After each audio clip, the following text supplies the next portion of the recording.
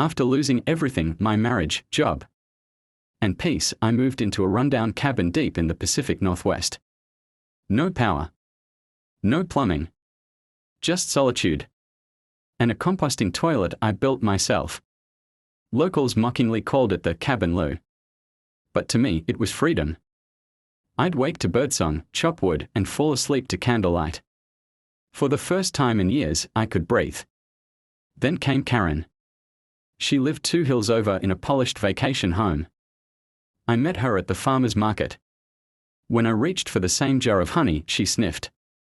"Oh, you're the off-grid guy." Then added, "Some of us pay taxes for proper sewage. We don't need hillbillies ruining the view." I thought she was joking. She wasn't. 2 weeks later, a sheriff knocked on my cabin door. "Sorry," he sighed. "Karen filed a complaint. Wants us to check your biohazard toilet." He inspected. Everything was legal and clean. "She did this to a goat yoga farm last year," he smirked. We chuckled. But word had spread. People in town stopped waving. The general store guy pretended he didn't have change. I became that guy. Then a letter came. Don't let her win. Mara. Mara owned the bookstore. Quiet, wore overalls, smelled like cedar. I barely knew her, but that note lit something inside me. Days later, an elderly couple showed up with eggs. "Karen tried to shut down our garden too," the man said. Said it attracted deer. We told her the deer were here before she was.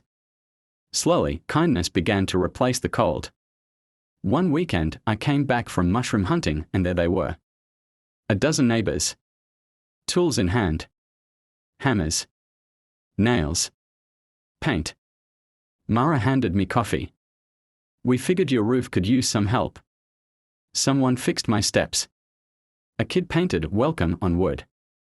They didn't say much. But they didn't need to.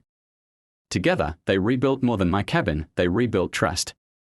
Karen wasn't done. She called the local paper.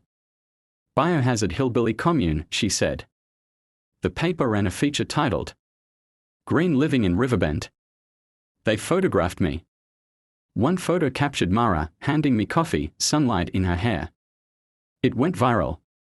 A month later, Karen sold her house to a wildlife photographer, who's now building a rainwater system. Today, my cabin has solar panels, insulation, and a porch swing someone made from salvaged wood. The cabin loo still stands. Painted deep green. Above the door, a handmade sign reads, "Peace found here." I host workshops now. People come from all over to learn off-grid living. And I always begin with the same words. Sometimes, you have to lose everything to find those who truly see you. And someone always nods. Because in that valley, far from the noise, and closer to the earth, I finally came home.